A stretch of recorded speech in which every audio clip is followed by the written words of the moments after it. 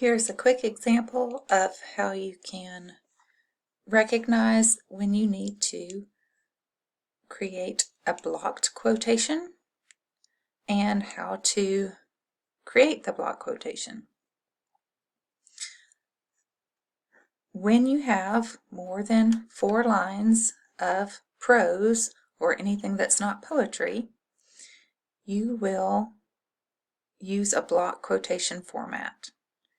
Now to do that, you just start by forming the blocked part by taking off the quotation marks. Hit enter one time, hit tab once, twice, and then come over to the other part of the quotation or the next line, hit tab one more time, and then it all lines up evenly here. Follow your instructions from your instructor. Some are fine with the block quotation being in line with the indentation of the paragraph, but it really should be tabbed twice so that it's more than the indentation of the paragraph. But every new iteration of MLA format can lead to different requirements. I am requiring you to use 2 tabs, indent twice, so that it is more than just the tab to indent a paragraph when you are creating a block quotation. Just like you did at the beginning, you take off the quotation marks. The blocking is what tells the reader this is quoted material. And unlike a standard quotation where you put the period not at the end of the quotation but after the parenthetical citation, you will put the period at the end of the quotation because there are no quotation marks. I guess that's the reason. It's the format, that's the rule. I'm teaching the rule. And then take the period off this position where you have whatever's first in the works cited for your source. That's what goes in the parenthetical citation. Whatever is first in the works cited for this source should be Rich and Greer. I should be able to find that. Rich and Greer. And it looks like this because the first author is last name, comma, first name. And then you write and then put first and last name of the second author. All right, so Rich and Greer. That's what I found first in the works cited for that source. Now, I don't want the rest of the paragraph indented over that much, or at all, actually. So I'm going to hit enter. I'm going to hit shift and tab to get that back over.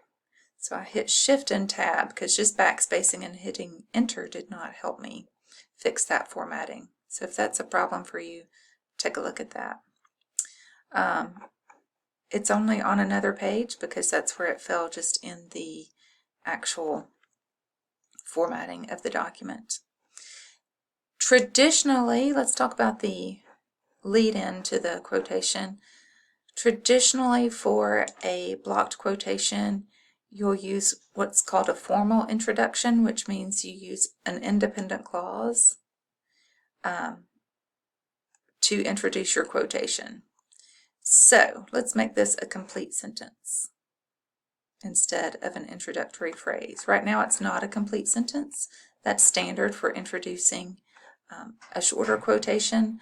Let's do the more formal version where we have an independent clause followed by a colon. To do that, I just want to go ahead and give the reader a preview of what the point of this quotation is. So I can still keep, for example, the author of point, physical education is a necessary development tool. Tool should be capitalized. All the major words should be capitalized of a title. All the major words of a title, even if it's not done for you.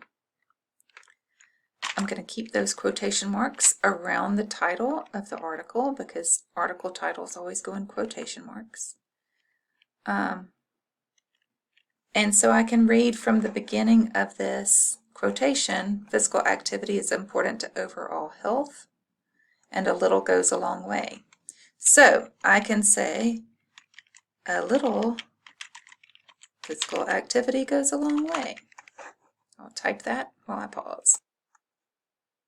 So now I have a full sentence. This is a sentence that could stand alone. So to join a full sentence with any quotation, whether it's a block quotation or a short quotation, you would use, instead of a comma, which would create a comma splice, you would use a colon there. You also don't want to put a period just before a quotation, because then you have a dropped quotation. You always want to use your own words before a quotation and connect your words to the quotation in some way, whether it's connecting a full sentence to a quotation with a colon or an introductory phrase to a quotation with a comma. Sometimes you need something other than a comma or a colon. Sometimes you need maybe the word that with no comma. So take a look at the resources on source integration to make sure that you are punctuating your integrated sources correctly.